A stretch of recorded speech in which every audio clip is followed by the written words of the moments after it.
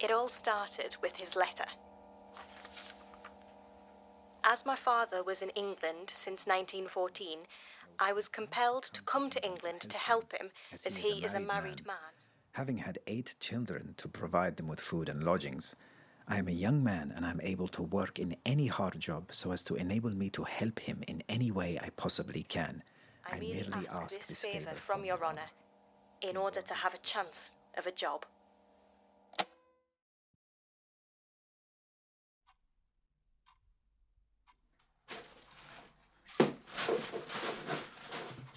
I went to the Arabic shop, got you some mangoes, green chilies, dates. Toilet paper. They ran out.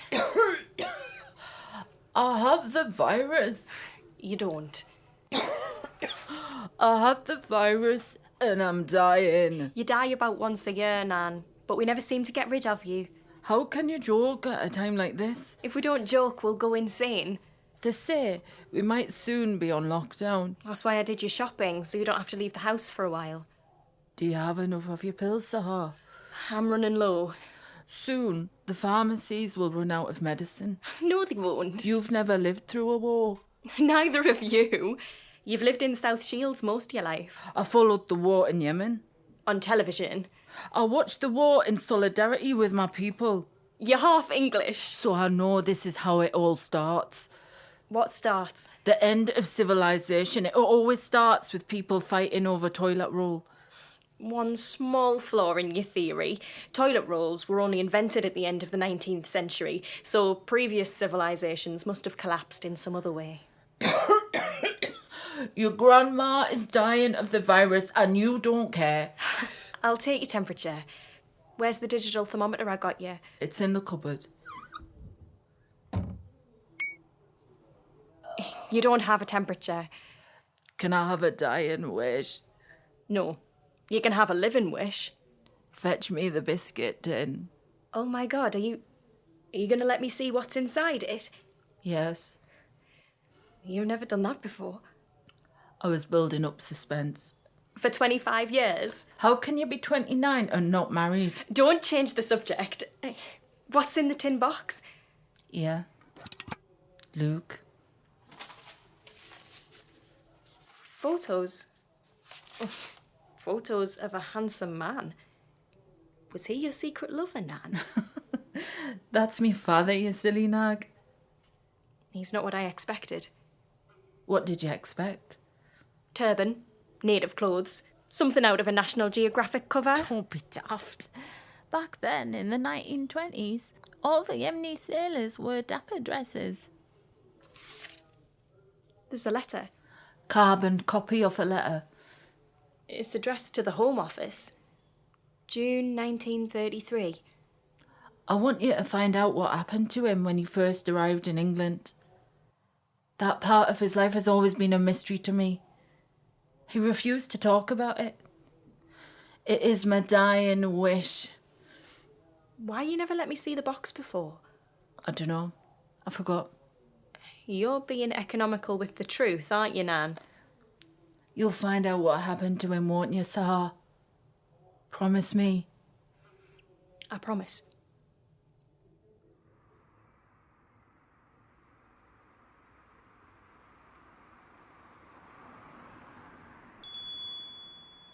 Oh, hello. I wonder if my medication has arrived. Sahar Shafiq? I'll check Miss Shafiq. I'm afraid it hasn't arrived yet. People have been stockpiling, so there is a shortage. I've ran out completely. Do you have any pills you could give me just to tide me over for the next few days? I'm sorry. I'm going on a trip to London next week and I really need them. There's nothing I can do.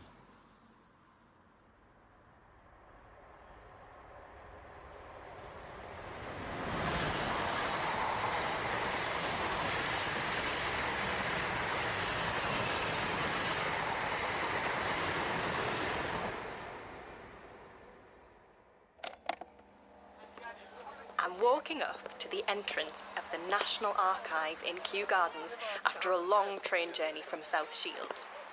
I feel so excited. My nerdometer is on max right now, I'm not ashamed to say. I've been wanting to check out this place for so long. I'm hoping I will find out something about my great-grandfather. It would be a nice thing to do for Nan.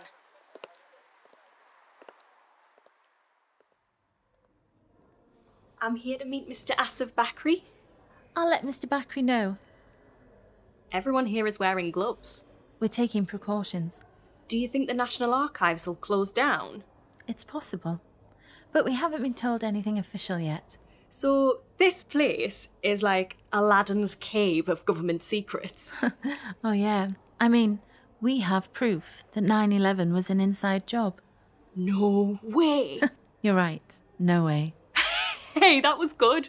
A receptionist with a sense of humour. They must pay you well. You must be Sahar. Mr. Bakri, thank you for seeing me at such short notice. Just call me Asif, and it's my pleasure. I listen to your podcast in the car or on the way to work. Hidden History. It's very good. Oh, thanks. I'm flattered. I particularly like the episode you did on the history of bipolar disease. A lot of people like that episode. It was a real surprise at the end. Yeah, coming out as bipolar to 2,000 listeners was not easy. It was brave. I was surprised by how you were treated in academia. Leaving the PhD programme was the hardest decision I had to make. The university was of no help. I was shocked by that. I thought there'd be more understanding of your condition. Academia can be ruthless. Sorry, you're an academic. Not entirely. My job is academic, but it's also about building audiences, getting more people to visit and use the archives. I disagree with your assessment. I think it's a privilege to be an academic, but I'm sorry that hasn't been your experience. Have you been to the National Archives before? No, I live in South Shields. I don't often come to London. I'm so excited to be here. The archives are mentioned in so many footnotes. You've come at an odd time. I don't know how long we'll stay open. I'll help you navigate through it. This way. Do you mind if I start recording? Not at all. I'm following Asif through the corridors of the basement. The temperature has dropped. There are rows and rows of shelves with brown files tied with ribbons. These files contain government correspondence. All the secrets of the past are in here. In this file, I found an original copy of your great-grandfather's letter dated June 1933. I also found another letter from him dated a month later, both addressed to the Home Office. May I take a look? Sure. Dear Sir, I have never had a job since I left my last ship, the steamer Barmua, on the 23rd of October 1930. I was put off on account of having no registration card. I have no means of a livelihood unless I get a registration card. I wonder whether he was in breach of the 1925 order. What is the 1925 order? Oh, wait, let me just check the audio levels are good. What is the 1925 order? I've got a definition right here. The 1925 order stipulated that coloured seamen who did not possess documentary proof of their status as British had to register as aliens. Police were to apprehend coloured men disembarking from ships and report them to the police if they failed to show their documentation. There's more on it in the articles I photocopied. Do you think it affected my great-grandfather? Very likely. The order was brought in to deal with the Arab seamen in particular. Chinese and Japanese seamen were exempt, for example. Sounds a tad wee bit racist. It was. The 1925 order is the first instance of state-sanctioned race discrimination inside Britain. Thank you, Asif. I'll fetch you a few more files that might be useful. I'll be back soon. Okay. I'm at the National Archives researching the history of my great-grandfather. I'm sitting at a large desk covered with Home Office files, books and photocopies, and I don't know where to start. It's all a bit overwhelming. I feel excited, like I'm about to discover something huge, a forgotten episode in Britain's history. I'm going to make a big discovery. It'll show those bastards at the university. They'll regret... The lights are off. Oh, they must be on a timer. Dear listeners, the lights have gone out. This is a little spooky. I'm moving my arm like a demented woman to activate the motion detector. I'm not alone. I can almost hear a voice. Hello, Sahar. There is a man in the room, dear listeners. It's good to meet you. Do you know who I am? I know who he is, listeners. Will you find out what happened to me? No, this is not happening. Are you going to let your grandmother down? I know him, listeners. No one's listening, Sahar. Don't come near me. Why not? Are you scared? Come on, you silly nag. Touch my arm. No. I'm no ghost. I found another file that might be useful. Are you all right, Sahar? I found him. He's in here. He lives here. He's here. Who is here? My great-grandfather, Ali Abdul. You mean he lives in the files? No, he's here, in the flesh. He's real. I don't think you're okay, Sahar. Is there someone you can call? I'm perfectly fine. I've never been better. I can see the hidden part of the world, the part you can't see. Let's just get out of here. Let's just go to the canteen, okay? What did your doctor say? He says it sounds like a mild manic episode with brief psychosis. What induced it? You were fine earlier. I've run out of my medication. Can you get more? They're on order. It's stupid. I suddenly felt like I was about to discover something huge. I felt elated. I think it's really the worry that I will let my grandmother down that made me feel this way. Stress induces mania and hallucination unless I'm taking my medication. I think you should go home. Do your research at another time. No, please, Asif. I have to do this today. I don't have a lot of money, and the train ticket from South Shields cost a fortune. I'm staying at a hotel, and I can't afford to stay longer. I have to find out what happened to my great-grandpa today. Please don't send me away. All right, Sahar. All right.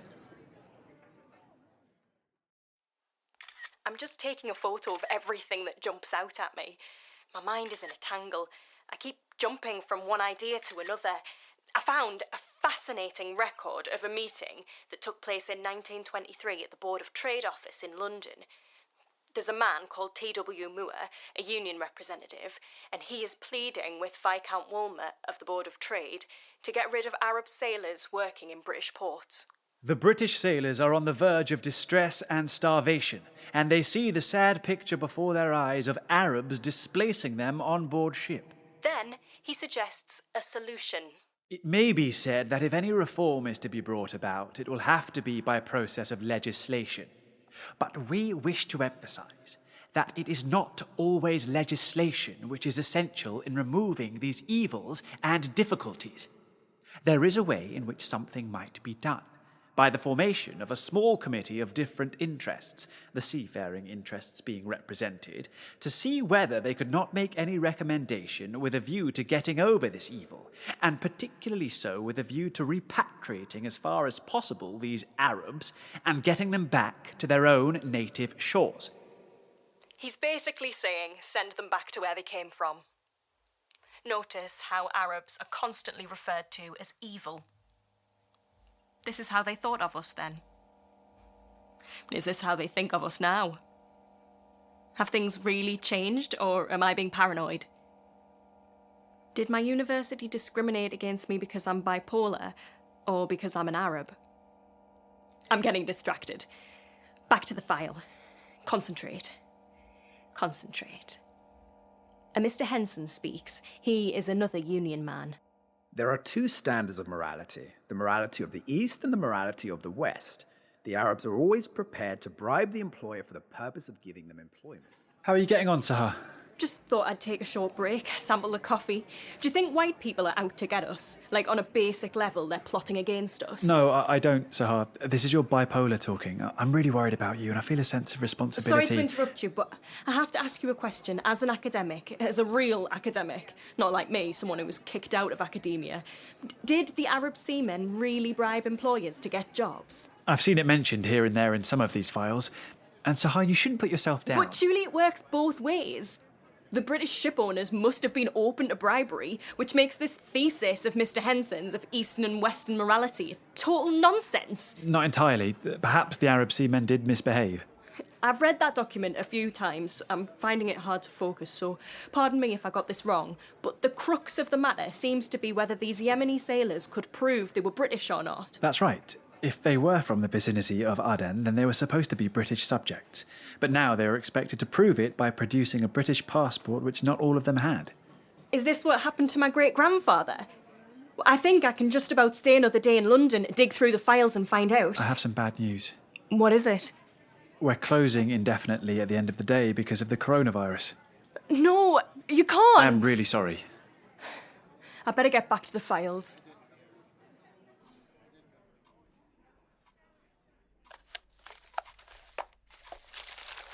After 2 hours of searching, I've finally found some specific documents about my granddad, including a police report. But I've only got a few minutes to photograph everything before the archives close. How are you doing, Sahar? I need a bit more time. You have to make your way to the entrance now. I'm very sorry.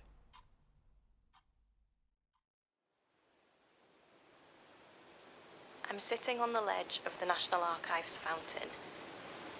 I've run out of time.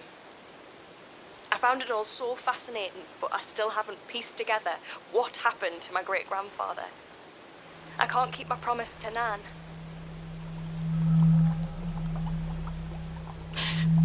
The water is stirring in the fountain. There's a vortex. There is something at the bottom of the fountain. مساء الخير, Sahar. Your great-grandfather is back. Oh, bollocks. Isn't mania ever so pleasurable? I don't want to lose my mind. You need to get the story to your grandma before she dies. What's the story? It all started when I disembarked at the docks. The docks? We'll go there right now. How? Jump in the fountain. No. Jump. No. Jump.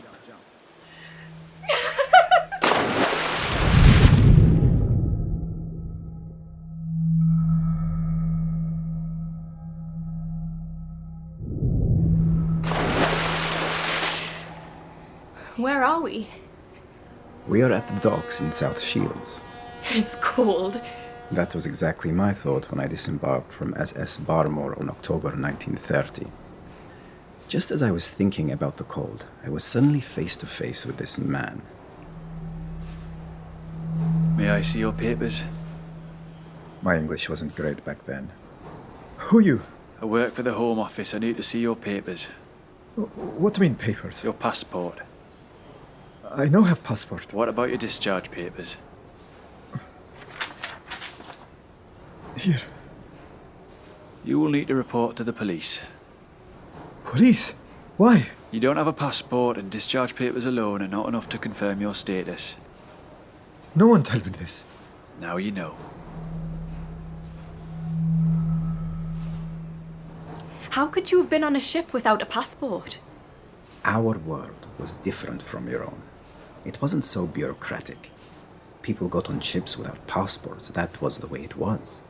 My dad didn't have a passport, but he was welcomed when he came here during World War I because Britain needed foreign seamen. Now things had changed. Now you were in trouble. I had to go to the police. Mr. Ali Abdul, is it? Yes. Take a seat, Mr. Abdul. My name is Sergeant Edgar Hetherington. I need to ask you a few questions. Okay. Where were you born? Bir Ahmed. Is that in the vicinity of Aden in the Yemen? What mean vicinity? Is it in Aden? Are you from Aden? I'm from Bir Ahmed. Is that in Aden? Yes, yes. So you claim to be a British subject? Yes. Do you have anyone that can vouch for that? My father, Ali Thabit. You are called Ali, and your father is called Ali. Yes. A recipe for confusion. Sorry? Do you have someone other than your father that can vouch for you? I asked my father, maybe he know. You don't have a passport, don't have a registration card. I'll have to charge you with landing in the United Kingdom without leave of an immigration officer. Charge me? It will go on your record. I did not know. Ignorance is not an excuse. What I do now? Do you have any family here? Any friends? Father lives here, but me no can stay with him. Why not? He have 8 children. He run to get them food. I come to England to help. I have to work. You have to get someone in Aden to vouch for you. Someone we can verify. My friend Khalid. I give you his address. I Has to be someone in authority. Do you know any tribal sheikhs? No. We will make inquiries to see if anyone can vouch for you. Oh, what I do now? You have to manage somehow.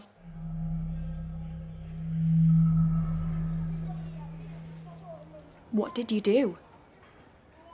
All I had on me were 2 pounds and 10 shillings. It was raining hard. I had no option but to go to my father. How did he receive you? With typical Arab parental warmth, but after the tea was served, he confided in me that he was hard up and could not afford to feed an extra mouth. There wasn't even space in the house for me to sleep, except on the floor in the living room. My father wrote to the Home Office. Do you have his letter? You took a photograph of it with your magical phone. Oh my God, yes, I remember that letter now. Read it. Sir, I respectfully beg to lay the following lines therefore your honours, that I had a son who was born in Bir Ahmed, etc., etc. Unfortunately, since my son's arrival here up to now, he could not obtain any certificate or register book so as to enable him to get work in English ships. Of course, it is out of my memory now to remember anyone in my country owing to my long absence from there. So, your father couldn't suggest someone who could confirm you were from Aden and therefore British? Sir, could you please spare a shilling? Sorry, old chap.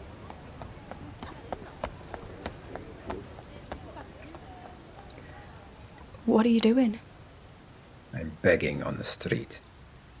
I do it far from my father's home so as to spare him the shame.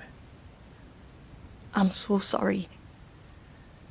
Sometimes I would go to the Arab cafes here, run by Arab boarding housemasters. They would feel pity for me and offer a glass of chai. I'd while away the hours, staring out of the window at the sea, dreaming of getting back on a ship. I was facing utter destitution. And then I was called in by the police again.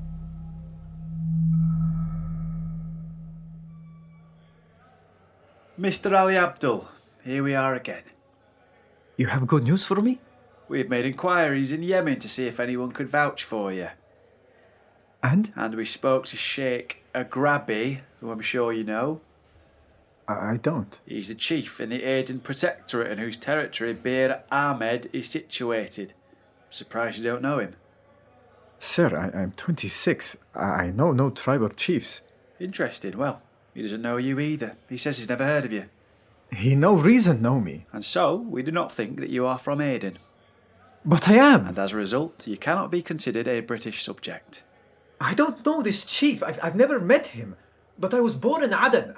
I am British subject. Not according to our information. How could the chief possibly remember you? It's a rigged system. You British come to our country. You take it over. You say we are now British protected people. You are not. And once British, always British. If I were you, I'd forget about working on a ship.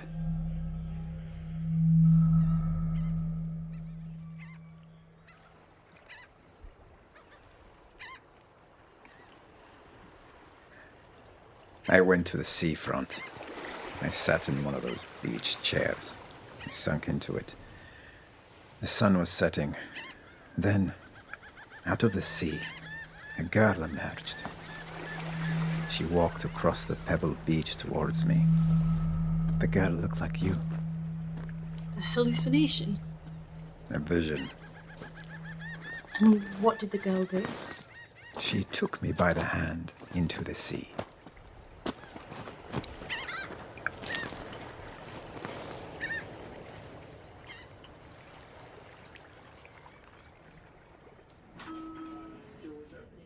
Nan, you've got your hand on the mic. I can't hear you. You found out so much about him. Anything for you, Nan. What was his job? When he worked on the ship, did you find that out? I always wondered. Arabs worked below deck, usually shoveling coal into the furnace. They were called firemen. The Arabs were below deck and the British were above deck. The girl that came out of the sea, who... Oh, you're cutting up, Nan. I said, who was she? I don't know. Maybe she was your mother, Margaret.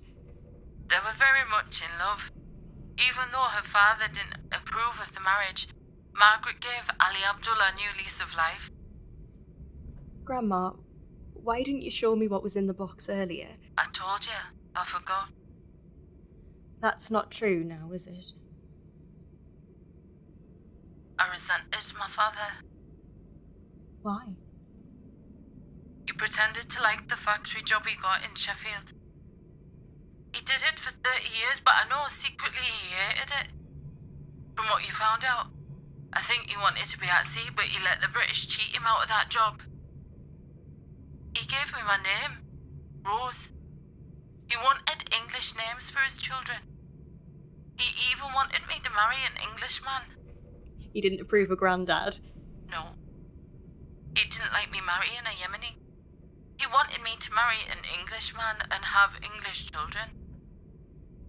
If I'd followed his wishes, there would be no you, no Sahar. So I have you to thank for my existence. I think all his life he wanted to belong to Britain. But he never achieved that. So many men of his generation admired those who colonised them. They resented them for denying them opportunities, but at the same time wanted to emulate them. Are you sure that is just in the past? What do you mean? You've let your university walk all over you. Deny you the chance to be the scholar you always wanted to be. I'm happy doing my podcast. Happy living hand to mouth. Are you sure you're not lying to yourself like my father? I'm happy being creative. You once told me when you were younger. How did you put it? It was so funny. Oh yes, you told me that the creative are there for the amusement of the logical. Did I say that? That sounds so arrogant. You've let them deny you the chance of becoming who you want to be. You should fight for what you want. I'm scared. My condition. Don't let your condition become an excuse for not pursuing your dreams. 30 years he worked in a factory, and 30 years he was unhappy. That's an utter waste. I liked your father. He was a hallucination, but I liked hanging out with him. He wasn't a hallucination. You have a window onto Jannah. Jenna, that's heaven, isn't it? Yes. You can see right into Jannah. And you saw my father. And soon I will be there with him. It was just a hallucination. And besides, you're in perfect health. You're going nowhere. It was a vision. You are very special, Sahar.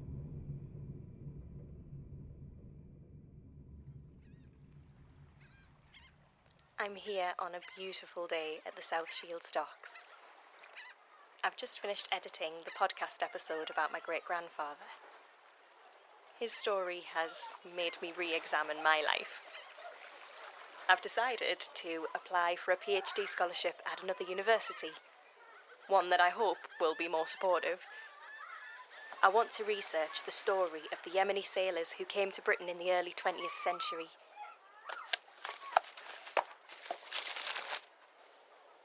The story of Ali Abdul was buried in Home Office files, and that's where it would have stayed if I didn't dig it up. I thought I was doing my grandmother a favour, but the truth was the other way round. Jump. Where are we going this time? Jump. I'm logical, I need to know. Jump. Okay, here we go.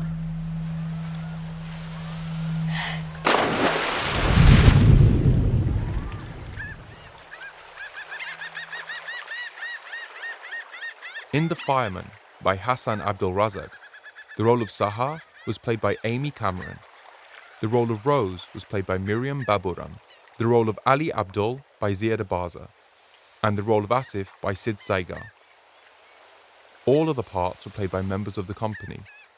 The director was Anthony Simpson Pike, with sound design by Alexis Ademora and dramaturgy by Finn Kennedy. Special thanks to Iqbal Singh and Sarah Griffiths of the National Archives, and Samia Jilly at Tamasha. The Fireman was a Tamasha digital production for the National Archives. Find out more at www.tamasha.org.uk.